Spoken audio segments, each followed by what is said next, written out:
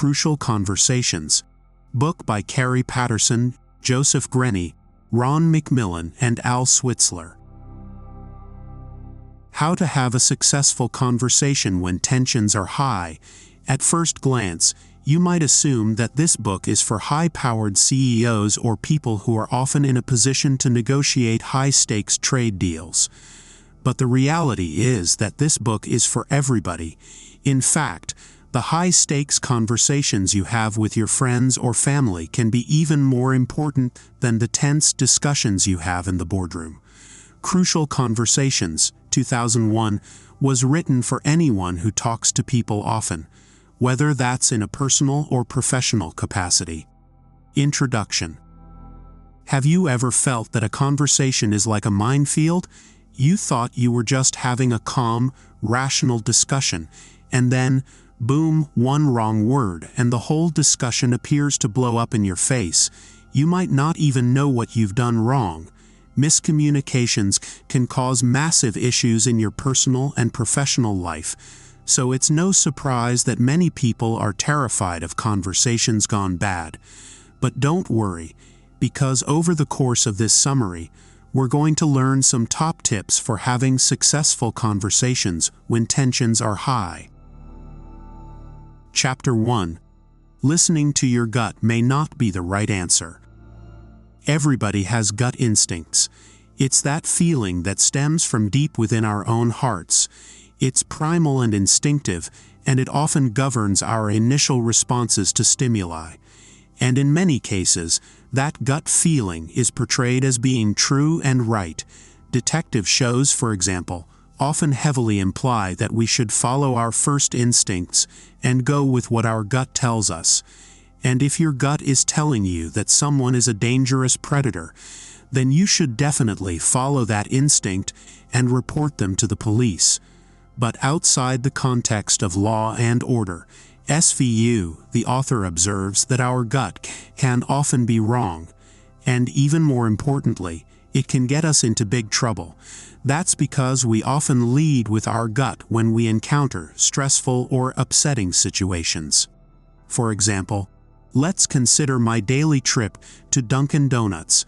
I go to my local Dunkin' Donuts every single day, and every single day, I wait in line for an average of 30 minutes. This is entirely due to poor management, and it has nothing to do with the amount of cars that are in the line. Whether there are 2 cars or 20, we're all stuck waiting for at least 30 minutes every time. And to top it all off, my coffee is usually incorrectly made. Now, if you waited 30 minutes to get a coffee that wasn't what you ordered, you'd probably be pretty frustrated too. You'd probably want to snap at the employee behind the counter and give them a piece of your mind, and you might feel pretty justified in doing so. That's your gut instinct talking.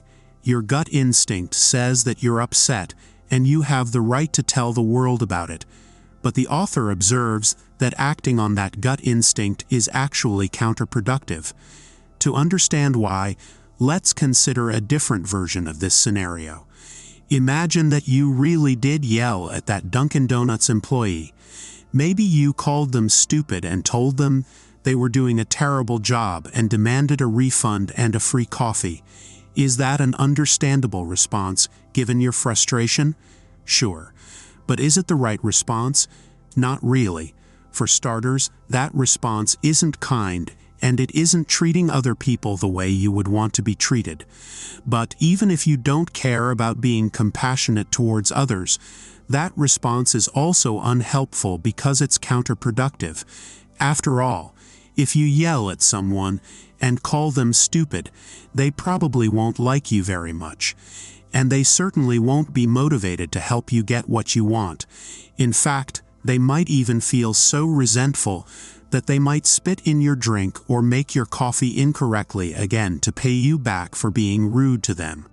Once you trigger that kind of response in another person, it doesn't matter if you're in the right or not. The author observes that once you foster that animosity, you've already lost the battle. And this remains true whether you're dealing with a botched coffee order or a romantic mishap. So, what can you do instead? One great step is to identify your real goal by using self-observation. Self-observation is basically just a fancy term for self-awareness. It involves taking a step back and detaching yourself from the emotions of the situation so that you can calm down and think about what to do next. Ask yourself what you're really feeling and what you really want out of the situation. Then calmly identify the steps you can take to make that desirable outcome happen. In the hypothetical scenario about the coffee, your desired outcome is probably to receive the drink that you actually ordered, and for it to be made correctly. So, even if it doesn't match your emotional state, the correct response in that situation is to calmly and politely inform the employee of their mistake and ask for your drink to be remade. This is more likely to result in your desired outcome because most people are receptive to polite requests to fix something. As much as you might feel like berating them, remember that doing so is counterproductive. And that's why our first lesson in conflict resolution is to avoid counterproductive responses and always seek the most mutually beneficial solution. Chapter 2: What Not to Ask. In the previous chapter, we examined a method of conflict resolution that doesn't actually resolve anything. And in this chapter, we'll learn about how the wrong questions can destroy the conversation you want to have. According to the authors, there are 4 unique types of bad questions, and we're going to take a close look at each of them.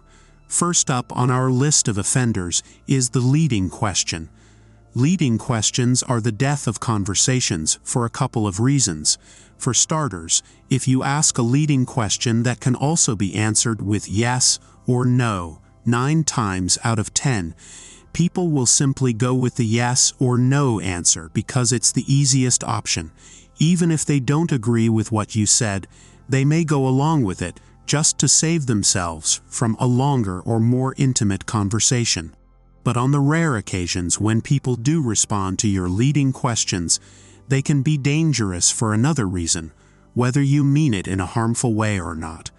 For example, if your question invites someone else to distrust themselves or their opinions, this can sow unnecessary seeds of doubt.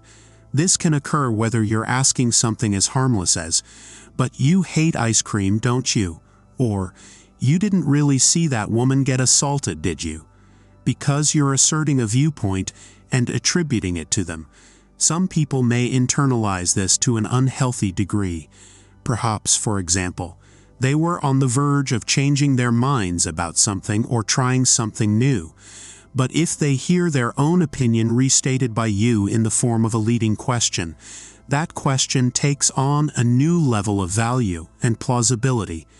Perhaps they were certain that they did indeed witness a sexual assault, but if you imply that that's impossible and insinuate that deep down they must know it's impossible too, many people will change their tune and say, "You're right, I couldn't have seen that." That's why leading questions aren't allowed in most ethical interrogations, and they shouldn't be allowed in your conversations either. Vague questions are next on the list because they're also a repeat offender. Vague questions are exactly what they sound like. Questions that are too open-ended and undefined for any real clarity to be achieved through conversation. A good example of a vague question might be, "How do you feel about war?" Because there have been multitudinous wars throughout history, some of which have wreaked horrific destruction, and some of which have saved the world. That question is overwhelmingly vague. Next up are negative questions. Negative questions are not questions that are negative in tone or questions that don't sound very friendly. Instead, negative questions are those which are confusing in their organization because they rely heavily on the use of double negatives. For example, a negative question might say something like, "So, am I not correct in assuming that you have never not said you don't support America?" Would you instantly understand the meaning of that question? Or would you need to run it over in your mind a few times first, carefully unpacking the confusing verbiage? The latter is true for pretty much everybody, so you can see why negative questions are problematic. And last but not least, we have compound questions. Just as a compound sentence is a sentence with more than one subject or predicate, a compound question is a question which has more than one part. For example, if you were angry at your teenage son for sneaking out of the house and stealing money from your wallet, you might ask a compound question like, "Where did you go and how much money did you take?" Although they might not sound too confusing to read, compound questions can feel very confusing if they're being fired at you in an accusatory manner. As a result, most people will struggle to keep up with both parts of the question, and are likely to only answer the one part they can remember.